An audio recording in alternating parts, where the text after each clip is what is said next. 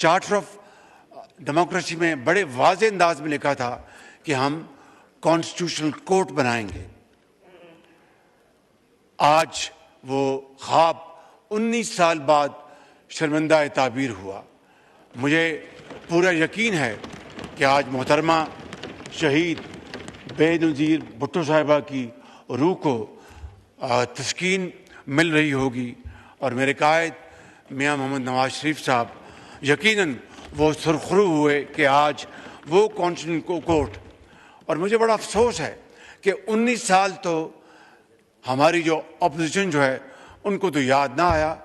आज इनको constitutional court इनको क्यों तकलीफ़ दे रही है, मुझे इसका कुछ समझ में ये बात नहीं आई कि इसमें क्या लॉजिक है, क्या इसमें तुक है। बाहर कैफ उनका हक़ है इख्तिलाफ करना।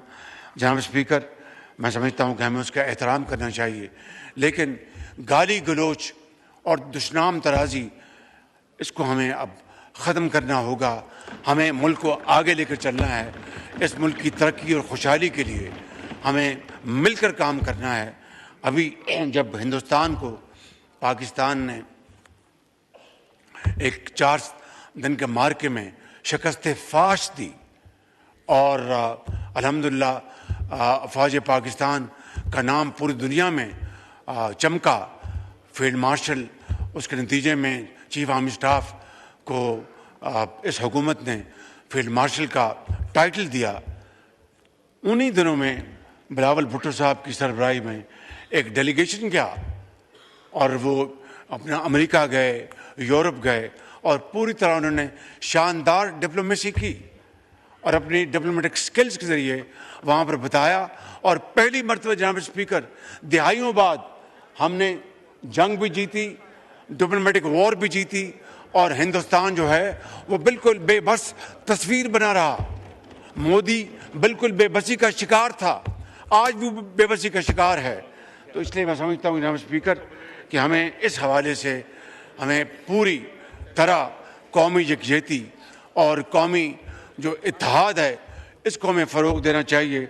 और इस हवाले से मैं समझता हूँ कि जो आइनी अदालत जो मार्ज़ वजूद में आई है, ये चार्टर ऑफ डेमोक्रेसी का मैं समझता हूँ कि एक अरूज है। जनाब स्पीकर, मैं यहाँ पर चीफ जस्टिस ऑफ पाकिस्तान जनाब याया अफरीदी साहब का भी शुक्रिया अदा करना चाहता हूँ कि उन्होंने हमारी आइन के दायरे में रहकर भरपूर मावनत की। मैं ख़ुद उनके पास हाज़िर हुआ और उनसे कहा कि अदालत आलिया में, अदालत उज़्मा में और लोअर कोर्ट्स में हमारे जो रेवेन्यू के जो केसेस हैं 10-10 साल से लटके हुए हैं। और उन्होंने कमाल मेहरबानी से उन्होंने उसका नोटिस लिया जनाब स्पीकर। और आज मैं ये बिला खौफ तरदीद कह सकता हूँ कि उस मीटिंग के नतीजे में मेरिट पर उन कोर्टों ने फैसले किए और आज कौमी ख़जाने में जो अरब रुपए जो बिल्कुल मुअल्लक थे वो आज कौमी ख़जाने में आ चुके हैं। तो मैं चीफ जस्टिस पाकिस्तान याया अफरीदी साहब जो कि एक बहुत नेक नाम चीफ जस्टिस हैं और उनकी रेपुटेशन इंतहाई शानदार है, और मैं समझता हूँ कि उनकी जो मदद हमें मिली, मैं चाहता था कि आज मैं उनका इस फोरम के हवाले से शुक्रिया अदा करूँ और इस बात की भी वजाहत करना चाहता हूँ जनाब स्पीकर कि सुप्रीम कोर्ट के chief justice he judicial commission of Pakistan, supreme judicial council और लॉ एंड जस्टिस कमीशन जैसे अहम आइनी इदारों की बदस्तूर सरबराही करते रहेंगे। और मैं समझता हूँ कि इसके ज़रिए हमें उनकी गाइडेंस मिलेगी और हमें इस हवाले से हमें उनसे जो मतलूबा मदद जो है वो गाइडेंस हमारे शामिल हाल रहेगी। जनाब स्पीकर, आज जो आईने पाकिस्तान में मार के हक में जो शानदार पाकिस्तान को अल्लाह ताला ने कामयाबी अता फरमाई और हिंदुस्तान से वो हमने कर्ज उतारे और बदले लिए कि शायद देखती आंख दंग रह गई, सुनते कानों को यकीन नहीं आ रहा था।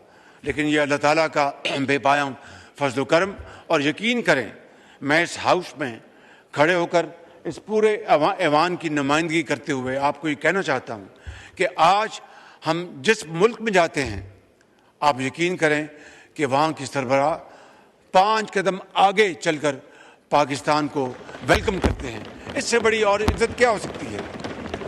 मैं नाम नहीं लूँगा उस मुल्क का, वो मुनासिब नहीं है, it is against diplomatic norms. मुझे याद है कि मैं उस मुल्क में को आज से कोई 1.25 साल पहले गया था, तो जो वाजबी जो इस्तकबाल होता है वो हुआ, और जो बातें वहाँ पर होनी होती हैं वो हुई। अभी मैं हाल ही में वहाँ पर गया, उसी मुल्क में,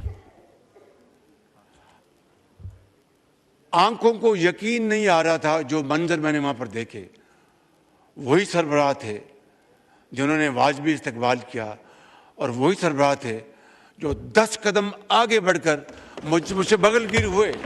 जनाब स्पीकर, वो मुझसे बगलगिर नहीं हो रहे थे, वो आपसे हो रहे थे, वो बिलावल भुट्टो से हो रहे थे, वो पूरे इस ऐवान से हो रहे थे, पूरी कौम से हो रहे थे। ये है वो पाकिस्तान की इज़्ज़त जिसको अल्लाह ताला ने अपनी कमाल मेहरबानी से 4 चांद लगाए, लेकिन उसके लिए जुर्रतमंदाना फैसले हुए। ये जुर्रत किरदार का नतीजा है, ये इखलास का नतीजा है, ये बामी मुशावरत का नतीजा है, ये अल्लाह ताला पर अपना उसके ऊपर तकिया करने का नतीजा है।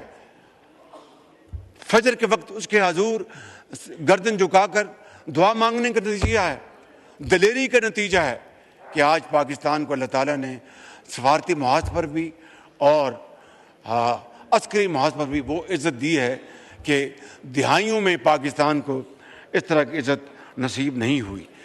लिहाजा इसी हवाले से मैंने, मेरे हुकूमत ने और यकीनन तमाम हमारे जो हलीफ जमातों के ज़ोमा हैं, उन्होंने जब हमने ये टाइटल दिया फील्ड मार्शल का chief army staff Saeed Asim Munir को, तो पूरी कौम ने उसको सराहा।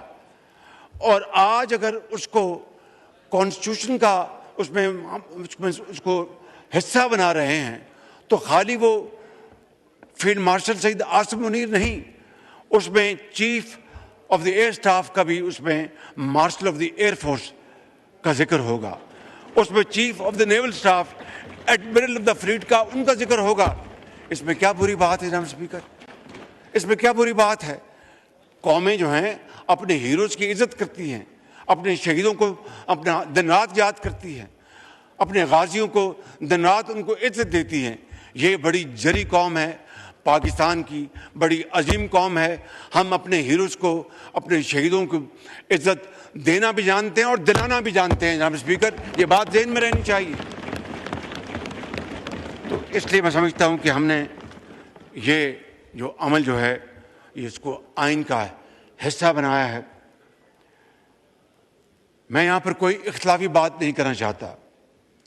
बिलावल भुट्टो साहब मेरे इंतहाई करीबी साथी हैं और छोटे भाइयों की तरह हैं। इन्होंने अपनी तकरीर में बड़ी अच्छी तकरीर की, इन्होंने बड़ी पुरजोश तकरीर की और बड़ी रेलेवेंट तकरीर की इन्होंने। और मुझ नाचीज़ के बारे में भी 1-2 अच्छी बातें की, मैं उनका शुक्रगुजार हूँ। लेकिन मैं ये कहना चाहता हूँ कि इनकी और मेरी सोच या हमारी सोच में कोई फ़र्क नहीं। अगर सूबे मजबूत होंगे, वफाक मजबूत होगा।